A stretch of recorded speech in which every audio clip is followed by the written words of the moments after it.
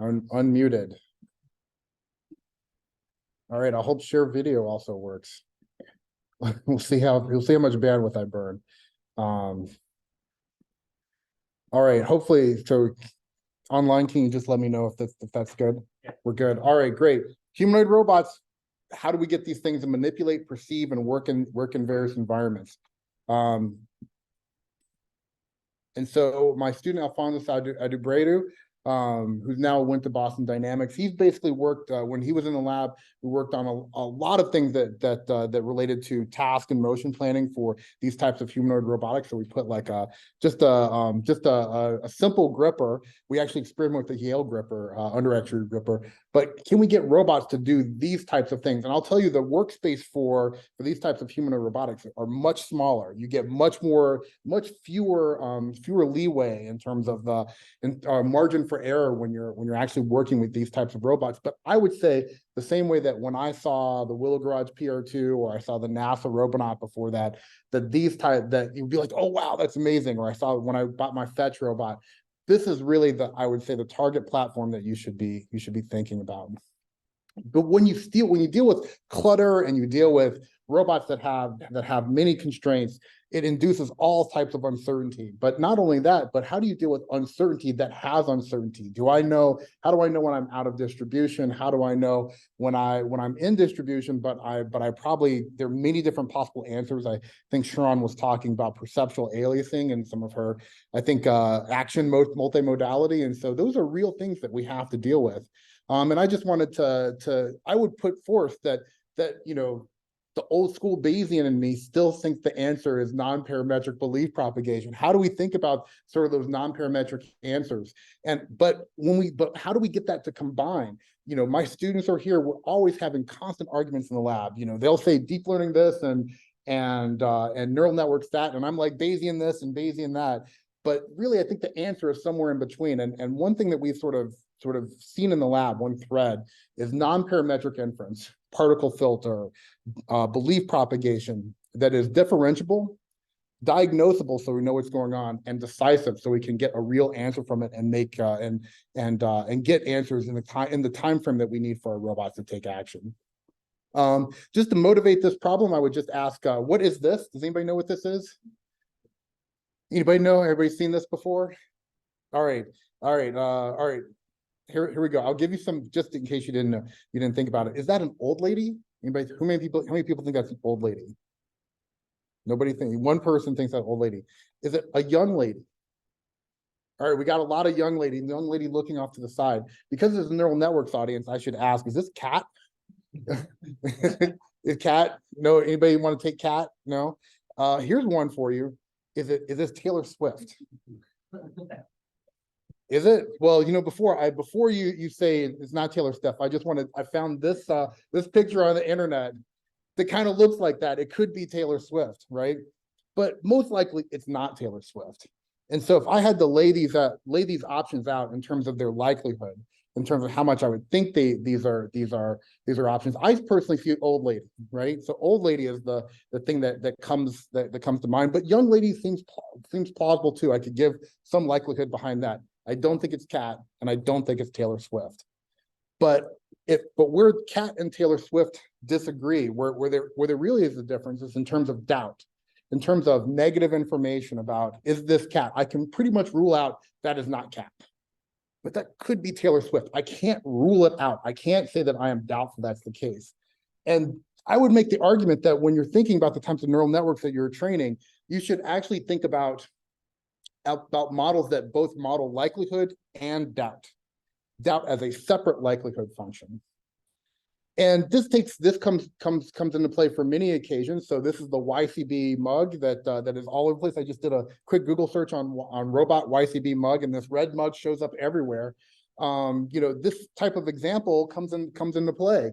So if we looked at examples where if we can see the red mug and the handle, we're pretty sure that we can localize that object and we know where it is. If we can't see the handle, well, it's kind of likely, but we could be wrong, and we have some doubt, but not too much. But there's other cases where we can definitely rule it out. Cheese it, no way. That's not the case. You know, if the robot, if the mug is on its side, there's all these different cases where we need to think about both likelihood and doubt. And so what we're really thinking about in my lab is how do we get these models of likelihood, which leads us down the road of differentiable inference, and then how do we also account for doubt? I would just make the larger argument that discriminative inference, old school discriminative inference that you're getting from the neural networks, good recall, fast, but we can't explain it. If we have generative inference that is robust, explainable, or at least diagnosable, but it's slow, this is what I would call diagnosable. And we want to bring these two together. And I would make the argument differentiable algorithms for the likelihood can allow us to do that and make essentially eliminate our bottleneck here, which is the slow part of the generative inference. And so we can bring those together. We've been exploring this, thinking about modeling objects as Markov random fields. And so, this is back when Karthik was in the lab. So if we have clutter that sits on a table and we want to recognize something, we want to recognize this clamp right here, we can model it as parts. And we know that those parts are connected together by potentials, and we can observe models of those individual parts. And so we're going to model this problem as a Markov random field, and we'll do inference by belief propagation to make this to make the inference work. And so back 3 or 4 years ago, what we would do is we would have an observations of objects onto the table. We would just use we would get a segmentation using a CNN, and then we would have an articulation model where we'd be able to see these different object by parts, and then be able to have belief propagation come together and localize each object there. Even back then, it was hard to get objects in clutter because the neural network had some issues with that. But we could get really good pose estimation for that. Because this is neural fields workshop, I would say that we can also, in that work we had before, we assumed we knew the kinematics of the structure. But one thing we've been looking at is how do we estimate NeRFs for articulated objects. And so Stanley Lewis is sitting right here. He's been thinking about that for the clamp. And so how do you get a neural field as your clamp sort of articulates along a degree of freedom? This is how he does it. I'm going to skip this slide. I just want to show it that's how it works. But essentially what happens is if you can get objects you can get just a couple pictures of an object in different types of articulations, you can then be able to re-render that object, or at least what we're moving towards is be able to re-render that object in an arbitrary configuration from an arbitrary viewpoint. And so this is sort of what we're looking right now. Right now, it's not articulating so much, but we can get different viewpoints and we can render from those perspectives. We also tried it with a katana arm here with mixed results. And so what we're seeing are we have phantom pixels in the background. We can get mostly good results, but this is because I would make the argument because we can't necessarily separate background from foreground, and we're having trouble essentially estimating what's not there versus what is there. And I think that provides an avenue for thinking about doubt as well as likelihood. Please keep me on time, by the way. And so that was really how we started thinking about likelihoods. And so one thing that we've been thinking about in terms of how we can get rid of some of those models is started to think about differentiable non-parametric belief propagation. And so in the past, what we really thought about was Markov random fields. We had hand-coded likelihood functions for unary and binary potential. We would run these very slow, n-cubed belief propagation algorithms. And then what happened was neural network came and blew a lot of that out of the water, and basically it just became all data driven. And that was great, but has some issues in terms of how we deal with uncertainty. And so what we've been proposing is DNBP, which is you can't see the citation down there, which is differentiable non-parametric belief propagation. We're still going to have a structure to our network, but what we're going to do is learn the potentials in a differentiable manner. So we're going to have belief propagation sitting on top of a network, propagating gradients through. And so there's been a lot of work on that. I'm going to skip this for the sake of time. We tried just a couple of experiments with this. One is just a simple toy example with a pendulum tracking, and then we were tracking a high-dimensional degree of freedom human hand. And so this is a case of just a simple double pendulum. And what we're able to do is just in a solid background be able to track the track the double pendulum and be able to put probability mass as particles, as individual particle beliefs on each on the elements. And when there was an occlusion that happened, we just had this sort of fake occlusion.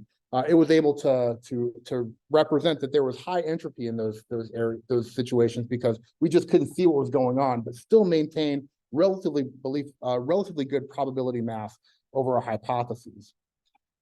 We extended this out to think about a higher dimensional case, so a hand that's moving around. So this is a data set that came out of Michigan. So 22 degrees of freedom in the hand, and as the hand is moving around, we're able to get without a given likelihood, we're able to track this hand, get pretty good estimates on pose that was on par with LSTM. And so we could do high dimensional degree of freedom tracking in this, and sort of building on what's happened with differentiable particle filters. But this was just sort of thinking about likelihood, but how do we think about doubt? And so what we started doing is thinking about counter hypothetical inference. So actually getting a model of doubt as a separate likelihood. And we started with a counter hypothetical particle filter. This goes back to our standard particle filter. Anybody remember particle filters? They still exist. We still kind of use them. There we go. A few people. But really so particle filter just has a number of guesses on where your state is. And in this case, we were trying to estimate the state of a robot in a hallway. And so we basically predict where we think where the robot's going to be in terms of its location. We propagate that through a measurement model to compare what our hypothesis is, what the reality is, and then we get a new posterior. But the problem is that we could lead the particle deprivation. All our hypotheses can collapse on the same hypothesis, which is where you hear a lot about Stein variational belief propagation, or sorry, Stein variational inference. In this case, what we decided to do was we actually, as a different approach, is to have a zero hypothesis, a null hypothesis, a candidate distribution. And we'll basically have some extra hypotheses that will be sort of random guesses out there that will keep us from collapsing. And sort of like, it's basically like, do I go with my current belief, or do I sort of play the field and go with whatever's out there? And so this is what we're doing for reinvigoration.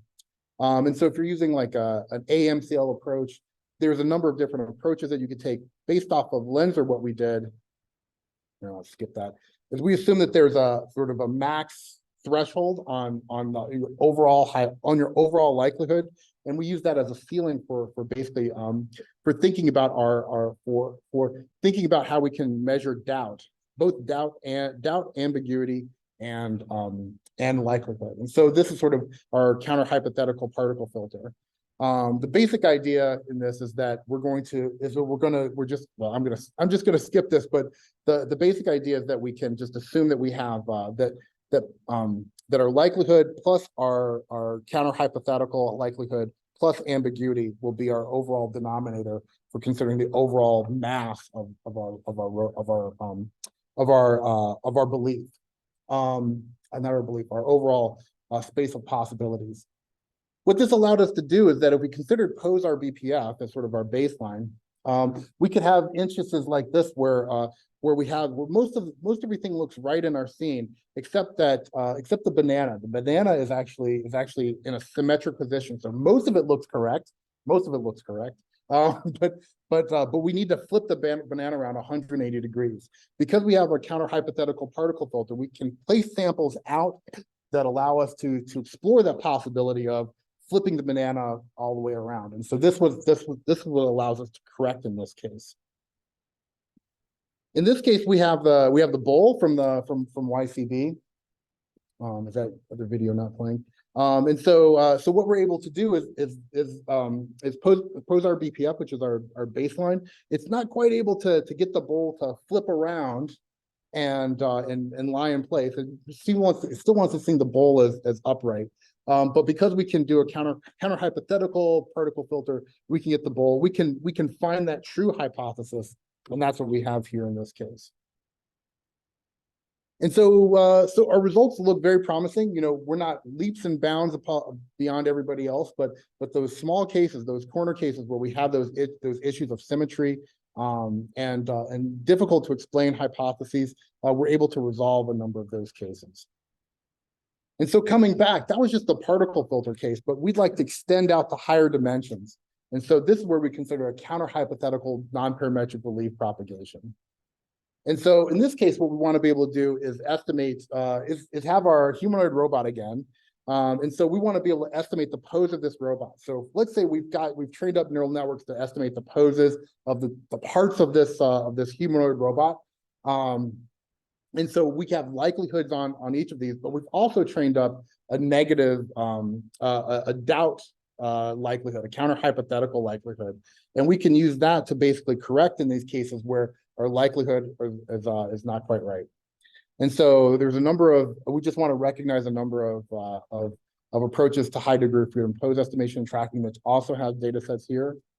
But our data set looks like this. And so we just have a number of cases where we have a agility robotics digit that are moving around in a number of positions. And so this is just showing occlusions of different forms, stable occlusions, temporary occlusions that don't have a particular shape that's very nice, that's nice and easy to work with, and then just sort of cloth. We just kind of threw that in there. And so can we build up these models of likelihood that work in these cases? The details are much the same. I'm gonna skip most of the details here and just move on to the results and just basically show that in this case where something that worked before in our DNVP case, which was for the hand tracking, that worked really well. We were able to get good estimates. In this case, when we added noise, it did not work as well because we're not able to model this doubt. But in our case, where we actually have where we have our wager DNVP, our doubt, both doubt and likelihood in our filter, we're able to get pretty stable results despite pretty stable results on the skeleton, despite the occlusions that are happening. And so this is still very new results, but I think a number of people ask, how do you deal with uncertainty? How do you deal with negative information? I think basically modeling doubt is a big part of it, and doing that explicitly and is basically one of the take-home messages. How much time do I have? 10 minutes? All right, then I'm ending very early. So I have one last question that gets to some of the things that Karthik said, which is what's the best major to be or what's the best undergraduate major to become a roboticist? Anybody want to guess? What's that? Robotics. That's right. As of now, robotics is absolutely the best one. Before then, what I would have said, what I would have said 2 years ago before we had a robotics major? You want to guess what I would have said then? Mechanical is one. Yeah, that's a good one. Anybody else want to guess? Computer science. That's me. I'm a computer scientist. I would have. What's that? Physics. Now I like that answer. That's good. We have got a lot of great people that come from physics. Actually, the best major would have been a quadruple major in math, CS, mechanical, and electrical with a minor in psychology. And you can't really do that. Physics would have been good. I should throw that on, maybe at least a minor in physics. But one thing that we did is we knew that we couldn't fit all of that into one undergraduate program. But we can do is pull out the best parts of it and be able to turn that into a major that can help students become talented roboticists in 4 years without having to take on a graduate degree. Really, the essence of it is that we moved SLAM and kinematics and planning and robot design, essentially how do you build and manufacture robots, into the second and third year experience for the undergraduates. So instead of having to take SLAM and autonomous navigation as senior as a graduate student, or taking the robot arm control project, then you can now get it as a sophomore, and we're seeing huge demand for this. So when we launched this program in fall 2022, we designed it to define the discipline of robotics. So how do you really an academic discipline? Robotics is a discipline in and of itself, and an undergraduate program really helps you define what that discipline is. It helps train students from the lens of robotics. We're innovating for both equity and excellence in our scholarship, And if you've ever gone to a career fair where you've seen people trying to hire for robotics or computer science, you've seen how crazy that can be. We know that employers want what the skills of roboticists. We know that that students really want to be able to be roboticists right out of undergraduate. We're seeing soaring enrollments. So if you're at UT Dallas or Stanford, left the room, but Stanford, or just picking on Minnesota, I'm just picking on people right now. You know, robotics major students we basically went from 0 to 60 majors in just over a semester. We got 100, and that number's old. It's 113, 114 right now. We've graduated our first 2 students. When students heard that there was a possibility of a robotics major, they came from other majors and tried to do this. Not too many, because we could get overrun, but this is really part of what we're doing to move forward. Thinking about the undergraduate program. If you're interested in knowing more about what we're doing, in addition to some of the papers I've talked about for differentiable inference and NERFs, that Stanley Lewis is right there. He's my NERF guy, so you can talk to him about some of his work. He's presented earlier. But if you're interested in knowing more about the undergraduate program, we've published all of our details of the program on arXiv. So with that, I just want to conclude, thank our sponsors for a lot of the work that they've done. But just really at the end of the day, you know, maybe you should start thinking about the negative information and how you include that as a separate likelihood. If you're having a neural field, you always have to ask yourself, is there something here, or is there something not here, and how do I model that? And that, I think, has some real potential for where we move forward as a field. With that, thank you very much.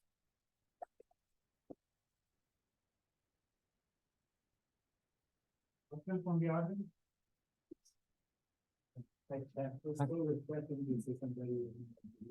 Yeah. Yeah. Well, I can tell you, this group of sponsors really wants me to think about it. So yeah. Yeah, I think as we move forward to respect to the education skills, like as part of the observability, one of the biggest enemies that we work in practice. And the question regarding the research is, what's your view on the scalability of the Right. I think scalability is a major issue, right? Because really, what in the old school sort of belief-based methods, they were model-based, right? So I had to develop a model, and that worked really well. The algorithms were, you know, they took a long time to run because they were, you know, cubic or you know, n to the 4. But I think there are ways, the same way that neural networks were accelerated by GPUs and accelerated by how you thought about the systems and the implementations. I think there's a way to do that for belief-based methods, for Bayesian inference, or for generative probabilistic inference. I think we have to think about the systems, how we implement them. But there's always going to be this issue of, where's my likelihood come from? Where, you know, how do I hypothesize?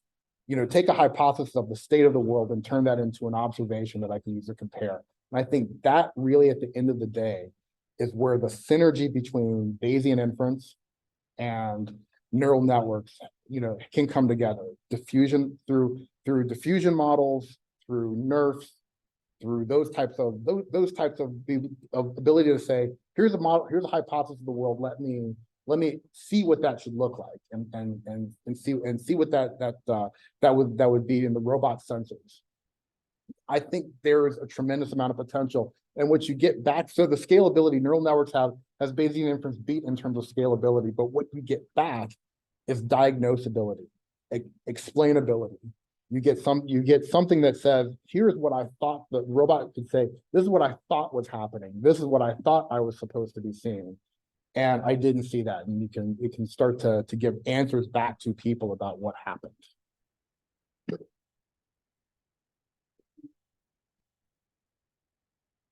I had a question on the it's more technical stuff. Like when we had the robot with illusions, I saw it in black and white. Was there a reason it had to be in black and white? Because we had trouble just showing the skeleton on the color image, so it's a visualization issue. So in the same lines, I'm wondering if there is a way to look at it using temporal likelihood. Mhm. Because I can clearly say that this is like consecutively done in the frame. So Right. I'm wondering if that is also, can you also think about that as a likelihood? Sure. So I would, we could extend the window out and we could see what this looks like. This is still very, very new work. You know, we're just trying to show that you could learn it. You could do differentiable inference in this form because there's so likely it's completely learned. But there are things that we could do on top of that to test how far we could go. But that would be one very viable thing to try. Let's remember that for Liz. One last question, more on the general trend. So we talked about deep learning and observation information. Right. So how do you see connections between belief propagation and, let's say, large numbers? Right. I think it's very much like what I, my previous answer, but I think the major issue for as much as what we do, and so maybe this is the inflammatory thing that I'll talk about over dinner with people that want to mix it up with me, is that for everything that happens at this conference at Coral, why would somebody out in the world trust your system? Why would, if I'm one of these companies or another company, if my system is reliable, if you're 99.9, if you're 99.5 accurate, which would be a fabulous, accuracy rate at a conference, that probably is not good enough for a company, because you're down, 1 out of every 200 times it's not working. And is that going to produce the reliability that you need? Well, maybe you could live with it, but how do I know when that's going to be the case? And how can I characterize my failure modes? If I can't characterize those failure modes, be able to diagnose, repair, and then be able to get systems back up and running, is that going to be accepted by people who are using these systems? And I think that's a major issue as we start to see these models come about.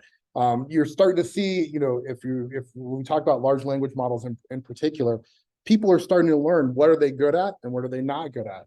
Good at writing letters of recommendation. I'm tempted to use it myself. Maybe not so good at just basic math. And so people are starting to figure out what it is and is not good for. But then when you train a new model, now you have to redo that all over again. Maybe there are some things that generalize. We don't know. And I think that risk factor is something that is still a big issue. If you can provide something that can give you the ability to diagnose what's happening in the network, either going inside the network and be able to analyze the weights, or a system above that has maybe a model or some sort of check or some sort of way of diagnosing what's happening inside of the decision model overall, that I think will help people be able to accept what's the decisions that are coming from these models. Yeah. Yeah.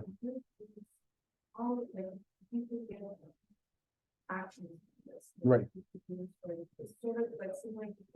When you talked about, what is the doubt and what Yeah. actually do that, it sort of reminds me of, for example, your algorithm where you Yeah. how to do things by learning not to do things. Right. But like, what are your thoughts about that? That sounds pretty. Yeah, I think at the end of the day, there's two schools of thought on things. I probably should have realized that's how I know I'm old, is that I have to talk about what particle filters and belief propagation are now. But basically, the idea with this is, with particle filtering or belief propagation, I have some belief about the state of the world, and I render that out in terms of what the observations that the robot or a camera might see, and I compare that with the robot's actually seeing. That's it, right? And so, so to me, that means I have to have a model of the observations of the observability model of the robot. I have to have, maybe if I'm going to predict controls, I have to have a model of the dynamics of the world in the robot. Creating those models is not easy, right?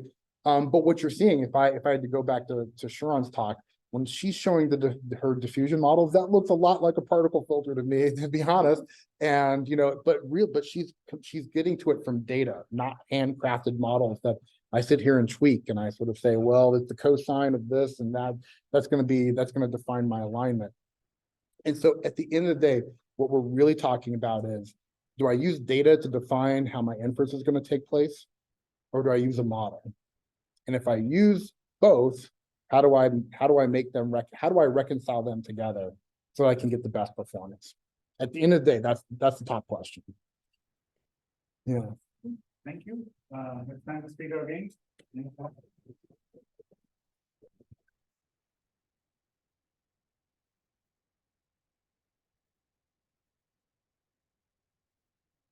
Well, thank you very much. No, I think. All right. Bye. Thank you. So I just want to give final remarks. Thank you so much for being such a great audience. And I really thank the poster presenters as well as the speakers. I think we all learned something new today from these discussions. And I hope you guys like the workshop. If you have any strong comments and feedback, please let us know over the email. So we have our website. So we have an email on the website, so you can let us know. We hope to continue organizing such workshops. So I think your feedback would be great. Thank you so much and have a nice conference and rest of your evening.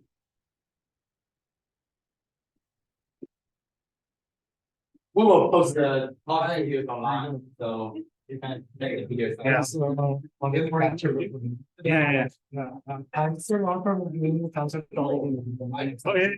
Well, Ali is the one who is organizing. So, yeah. Oh, yeah.